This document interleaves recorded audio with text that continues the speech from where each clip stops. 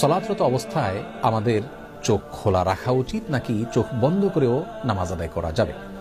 অনেকে চোখ বন্ধ করে নামাজ আদায় করলে তার মনোযোগ বেশি থাকে, এক্ষেত্রে তার করণীয় কি হবে? এ বিষয়ে প্রিয় নবী সাল্লাল্লাহু আলাইহি সাল্লামের সুন্নাহ তথা আদর্শ হলো সাধারণ অবস্থায় তিনি সালাত আদায় করার সময় চোখ খোলা রাখতেন। তিনি যখন সালাত আদায় করতেন তার দৃষ্টির সীমানা তথা সিজদার মধ্যবর্তী জায়গা তিনি দেখতে পেতেন। এ বিষয়টি বিভিন্ন হাদিস থেকে অত্যন্ত পরিষ্কারভাবে আমরা জানতে পারি। তাছাড়া একজন মুসল্লি সালাতরত অবস্থায় সিজদার জায়গার দিকে তাকাবেন সে বিষয়ে নির্দেশনা রাসূল আকরাম সাল্লাল্লাহু আলাইহি ওয়াসাল্লামের হাদিসে রয়েছে।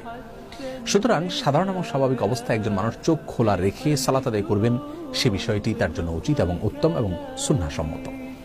তবে যদি কেউ সালাতরত অবস্থায় তার দৃষ্টির সীমানায় এমন কোনো কিছু দেখতে পান বা এমন কিছু পড়ে তার দৃষ্টির সীমানায় যেই বিষয়টি দেখা তার জন্য গুনাহের, তাহলে অবশ্যই তিনি চোখ বন্ধ করে সালাত আদায় করবেন। আর যদি যৌক্তিক কোনো কারণে তার চোখ বন্ধ করে সালাত আদায় করতে হয়, যেমন স্বাস্থ্যগত কারণে ইত্যাদি, তাহলে অবশ্যই তিনি সালাত আদায় করতে পারবেন চোখ বন্ধ করে।